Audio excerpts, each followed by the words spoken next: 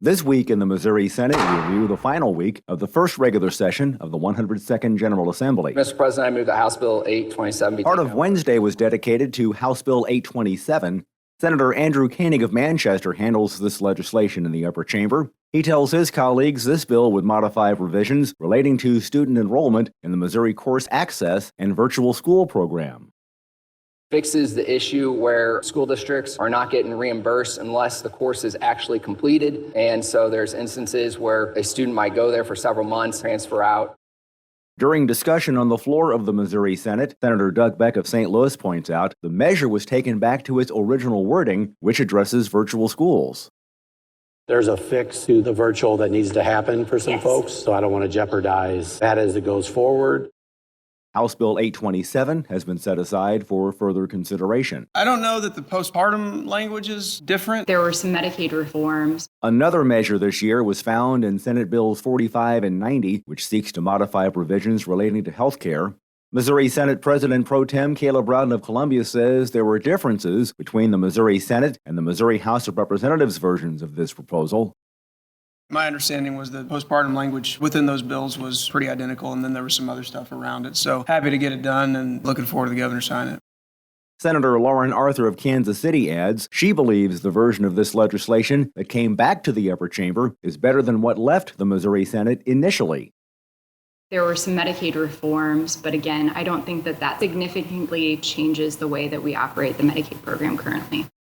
Senator Tracy McCreery of St. Louis County sponsors Senate Bill 90, which was added to Senate Bill 45. Extend health care coverage for women up to a full year after they give birth, so I remain hopeful that that can make it across the finish line before we adjourn. If Missouri senators adopt the conference committee report, Senate Bills 45 and 90 would then go to the governor for his consideration. Senate Bill 75, and it has a lot of things on it, and all good things that ended up on that bill. Senator Rusty Black of Chillicothe sponsors Senate Bill 75. He says his proposal would modify provisions relating to retirement systems. Easier for schools to allow retired teachers to come back into schools and work, whether that's in the classroom or sitting in a bus seat or pushing a lawnmower. Senate Bill 75 now awaits the governor's signature. $3 billion plus to expand I-70 to 6 lanes across the state. Missouri Senate passed the fiscal year 2024 budget. The most important piece of the 2023 legislative session was completed last week when Missouri senators passed the fiscal year 2024 state operating budget. Senator Rowden says the new budget was passed on time.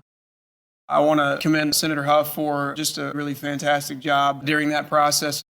Missouri Senate Minority Floor Leader John Rizzo of Independence adds producing a budget is a collaborative effort. We're happy to be able to invest in the state, invest in its people, and make sure the basic services of our state function. The executive branch continues to review the budget. The governor will soon sign the budget, plus veto any line items he deems unnecessary. Missouri's next fiscal year will start on July 1st. Next up for lawmakers will be the official end to the regular legislative session, which by law will be May 30th. The annual veto session will be held in September. And remember, you can follow these and other issues facing the Missouri Senate, plus see a complete list of truly agreed to and finally passed legislation by visiting our website, senate.mo.gov. Reporting from the state capitol, I'm Dean Morgan.